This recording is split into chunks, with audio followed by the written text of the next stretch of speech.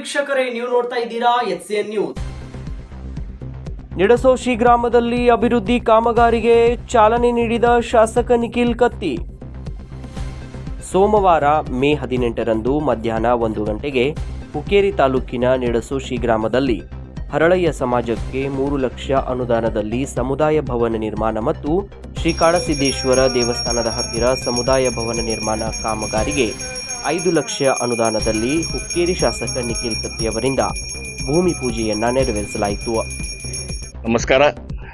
ಇವತ್ತಿನ ದಿವಸ ನಮ್ಮ ನಿಡಸೋಶಿ ಗ್ರಾಮದಲ್ಲಿ 2 ಸಮಾಜದ ಗುಡಿಗಳ ಕೆಲಸಗಳನ್ನು ಕೈಯಲ್ಲಿ ತೊಗೊಂಡಿದ್ವಿ. ಅಥವಾ ಮುಖ್ಯವಾಗಿ ನಮ್ಮ ಹರಳಿ ಸಮಾಜದ ಏನು ಗುಡಿ ಸಮುದಾಯ ಭವನ ದುರಸ್ತಿಗೊಂಡಿತ್ತು, ಅದನ್ನ ರಿಪೇರ್ ವರ್ಕ್ ಅಲ್ಲ ಬಿಚ್ಚಿ ಕಟ್ಟಕ್ಕೆ 3 ಲಕ್ಷ ಅನುದಾನ ನನ್ನ MLA ಫಂಡದಲ್ಲಿ.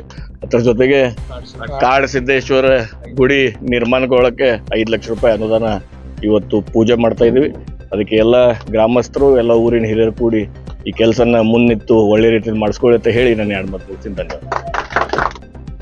ಈ ವೇಳೆಯಲ್ಲಿ ನಿಡಸೋಶಿ ಗ್ರಾಮದ ಹಿರಿಯರಾದ ದುಂಡಪ್ಪ ಹೆದ್ದೂರಿ ಸೇರಿದಂತೆ ಊರಿನ ಯುವಕರು ಹಿರಿಯರು ಉಪಸ್ಥಿತರಿದ್ದರು. ನಮ್ಮ ವಾರ್ತಾ ಪ್ರಸಾರ ಮುಕ್ತಾಯವಾಯಿತು. ಸ್ಥಳೀಯ ಸುದ್ದಿಗಳಿಗಾಗಿ ನೋಡ್ತಾ ಇರಿ HCN ನ್ಯೂಸ್.